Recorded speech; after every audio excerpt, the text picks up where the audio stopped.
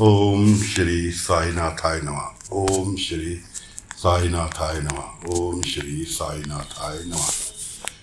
सभी साईं भक्तों को मेरा नमस्कार। साथियों, कथा प्रारंभ करते हैं।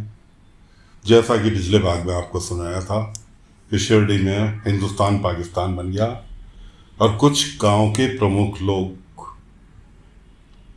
बाबा के पास आने के लिए निकल लिए हैं, लेकिन बाबा द्वारका माई में ना बैठकर उस लड़ाई झगड़े को मुकाने में लगे हुए हैं।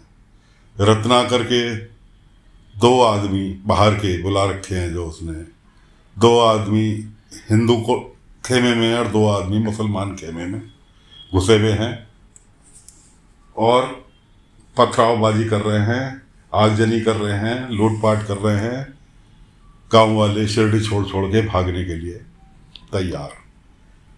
यहाँ तक कि कुलकर्णी महाराज के हाथ से जब वो पत्र छिन गया,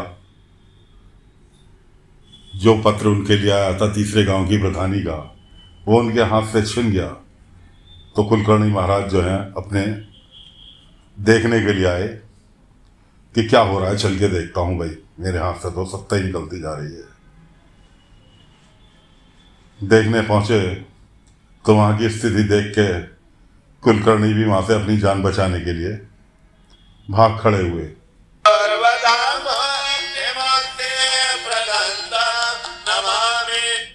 वहाँ से भाग खड़े हुए, उन्हें भागने की जगह नहीं मिल रही। यहाँ तक कि ये कंडीशन हो गई कि उनकी पगड़ी वगड़ी सब वहीं गिर गई और वो दुबकते फिर रहे हैं।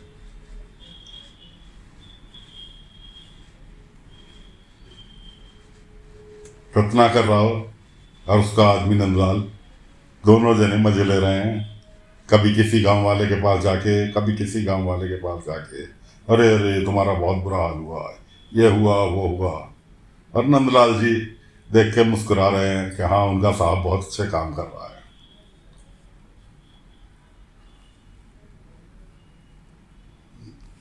गांव का लाला गंगाराम वो अपने जेवर एवर लेके घोड़ा तांगा करके भागने, अपनी पत्नी को लेके भागने के लिए निकल लिया। गहने जेवर की पोटली बना ली।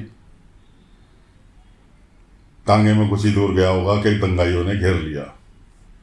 तांगे वाला तांगा छोड़ के भाग गया और लाला गंगाराम और उसकी पत्नी एक मकान की ओट में छुपके हुए खड़े हैं और दंगाई उन्हें लूटने के लिए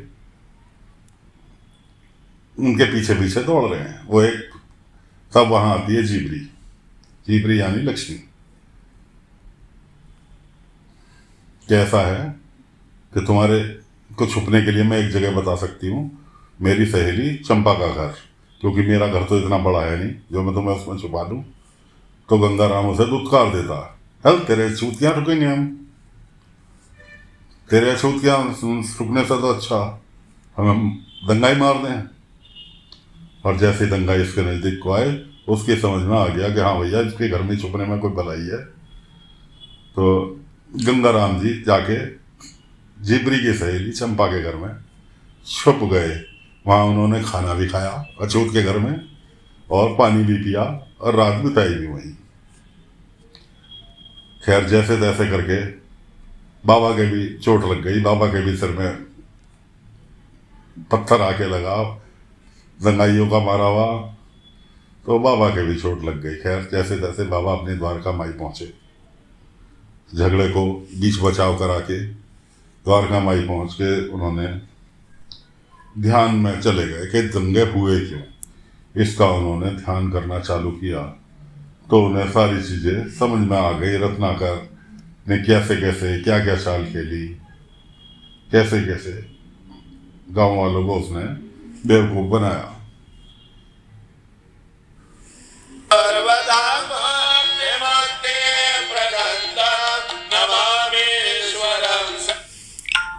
कि कैसे कैसे गांव वालों को बेवकूफ़ बनाया। इतने में बायजामा सवेरे सवेरे पाटिल जी, मालसापति जी, श्यामा सभी लोग बाबा के पास विनती करने पहुंच गए। बाबा ने सीधे आवाज़ वहीं से अपनी द्वारका माई से ही लगा मारी, रत्नाकर राव। पूरे शिरडी में बाबा की आवाज़ गूंज गई। अब सीधी सी बात कि बाबा जिस आवाज़ को जहाँ पहुँचानी चाहें, बाबा की तो आवाज़ सेकंडों में पहुँच जाती थी। आदमी को सपन में दर्शन देके उसे बुला लेते थे। तो बाबा की आवाज़ रत्नाकर राव के पास तो नहीं पहुंची। रत्नाकर राव तो अपनी झूठी हमदर्दी बांटता फिर रहा था, लेकिन गांव वाले सारे के सारे बाबा के पास को भागने चालू हो गए। गांव वालों की सबकी समझ में आ गया कि साईं ने आवाज़ लगाई और साईं के पास पब्लिक जा रही है। गांव वाले सारे बाबा के पास इकट्ठे हो गए। बाबा ने उन सबको वहाँ से लिया और जहाँ रत्नाकर राव था, रत्नाकर राव के पास पहुँच गए। रत्नाकर राव चले मीठी झोपड़ी बनाने कि साईं देखो मैं इसे समझा रहा हूँ। बाबा ने कहा चुप रहो रत्नाकर, ये सब कुछ किया उतरा तुम्हारा ये है।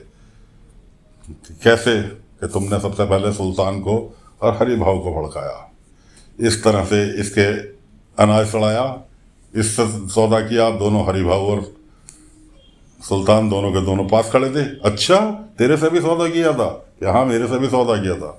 फिर तो दोनों ने सारी सच्चाई उगल दी जैसे जैसे रत्नाकर राव ने कहा था। इस तरह से पूरे गांव वालों ने रत्नाकर राव के मुंह पे सच्चाई उगल दी कि किसको उसने कैसे भड़काया। यहाँ तक कि रेहाना को भी, बच्चों की जब लड़ाई हुई थी तो रेहाना ने भी कहा कि इसने ही कहा था कि तू दबियो मत, हम तेरे साथ हैं, इसी ने भड़काया था। अब रत्नाकर राव चले सफाई देने कि ये सब साईं झूठ बोल रहा है और अगर मेरी बात झूठी हो तो ये धरती फट जाए और मैं यहीं समा जाऊं। बाबा ने कहा एक बार फिर से कहो कि धरती फट जाए और तुम उसमें समा जाओ। कि हाँ मैं झूठ अगर बोल रहा हूँ, मैं अगर गांव की भलाई नहीं चाहिए हो और मैं झूठ बोल रहा हूँ, अपने हित के लिए कोई काम मैंने किया हो, गांव वालों के हित के लिए नहीं किया हो, तो ये धरती फट जाए और मैं इसमें समा जाऊं। बाबा ने कहा अपनी बात पर अटल रहना। कि हाँ मैं अपनी बात पर अटल हूं, मैं फिर दोहरा रहा हूं कि ये धरती फट जाए और मैं इसमें समा जाऊं। बाबा ने ऊपर को ऊपर वाले को याद किया और जैसे ही बाबा ने आंखें बंद की तो दोस्तों ये कोई गढ़ी हुई कहानी नहीं, ये हकीकत सच्चाई है। बिजली चमकी और जमीन में पड़ गई दरार और दरार बन गया बहुत गहरी खाई, कम से कम 3 फीट चौड़ी। गांव वालों के सबके होश उड़ गए कि ये हुआ तो हुआ क्या। अब रत्नाकर राव ने जब नज़ारा देखा तो दोस्तों वो तो भाग खड़ा हुआ शिरडी से। जैसे भी गिरता पड़ता वो वहां से भाग लिया। उसके बाद बाबा ने सबको बुलाया कि आओ मेरे साथ, सारे के सारे, क्योंकि रत्नाकर राव की पूरी गांव के सामने सच्चाई खुल चुकी थी।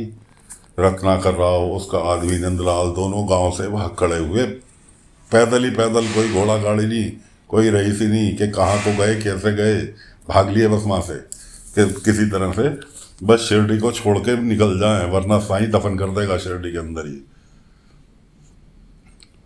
तो वहाँ से भाग खड़े हुए और बाबा ने जो था पूरे गांव को साथ लिया। जाके भी गांव के बीच में सभी गांव वाले मौजूद थे कुलकर्णी को छोड़कर कि अब तुम ये बताओ कि झगड़ा था किस बात का, हिंदू मुसलमान का? आज हिंदू मुसलमान का था, कल को हिंदू हिंदू का होगा, परसों को हिंदू मुसलमान का होगा। कैसे चलेगा? कि शिरडी में तो ये मैं नहीं चाहता कि ऐसा कुछ हो कि किसी भी मजहब में, किस कुरान में, गीता में, बाइबल में, किसी भी मजहब में ये नहीं लिखा हुआ कि एक इंसान दूसरे इंसान की जान ले ले या उससे घृणा करे। किसी भी मजहब में नहीं लिखा। ऊपर वाले ने सबको एक समान बनाया। नीचे आके हिंदू बन गया, मुसलमान बन गया, पंडित बन गया, अछूत बन गया, बनिया बन गया, सब नीचे आके बने। ऊपर से मालिक ने सबको एक बनाया। कि कोई अल्लाह के नाम से पुकार रहा है, या तो ऊपर वाले को कर रहा है, कोई ओम नमः शिवाय जप रहा है, या तो ऊपर वाले को कर रहा है, कोई यीशु को मान रहा है, कोई भगवान कृष्ण को मान रहा है, कोई गणेश जी को मान रहा है। कि मान तो सब ऊपर वाले को रहे ना, साथ में तो कोई किसी के नहीं डोल रहा, किसी के साथ नहीं चल रहा ना, सब शक्ति एक ही है, ऊपर वाला एक ही शक्ति है। कि आप खुद सोचो, हिंदू के बच्चे अपनी माँ को माँ, मम्मी, मम्मा इस तरह से कहते हैं, मुसलमान के बच्चे अम्मी कहते हैं, बाप को अब्बा कहते हैं, महाराष्ट्र में माँ को आई कहते हैं। तो क्या माँ माँ नहीं है? हिंदू की माँ अलग है, मुसलमान की अलग है, माँ तो माँ है। क्या उसका पद छिन जाता है? या पिता को दादा कहते हैं कुछ जगह पर, तो पिता नहीं रहते, कहीं पर पिताजी कहते हैं, कहीं पर डैडी कहते हैं। अब डैडी का तो मतलब ही डैड हो गया दोस्तों, डैडी का तो मतलब ही डैड हो गया। कोई डैड बोलता है, अब डैड का मतलब तो मृतक नहीं। उच्चारण किसी भी तरह से हो, प्यार किसी भी तरह से हो, मेन मतलब सम्मान देने से है। तो बाबा ने सबको शांत करा। शिरडी का एक चैप्टर, रत्नाकर राव नामक चैप्टर दोस्तों समाप्त हुआ। रत्नाकर राव को बाबा ने शिरडी से ऐसा भगाया कि रत्नाकर राव दोबारा कभी शिरडी नहीं आया। तो रत्नाकर राव निकल लिए। बाबा ने गांव वालों को सबको बड़े प्यार से डांट के हर तरह से सबको समझाया। एक दूसरे के गांव वाले जो लड़ रहे थे, एक दूसरे की जान के दुश्मन थे, सब आपस में गले मिले। शिरडी फिर से बहाल हो गया। दोस्तों आज का किस्सा रत्नाकर राव नामक शख्स को यहीं दफन करते हैं। आगे अगले कहानी लेकर हाजिर होंगे। ये रत्नाकर राव बहुत लंबे समय से चलता आ रहा है। आज इसको गुड बाय, नमस्कार। रत्नाकर राव भाग गए। दूसरी कथा लेकर हाजिर होंगे अगले अंक में। तब तक के लिए ओम साई राम, ओम साई राम, ओम साई।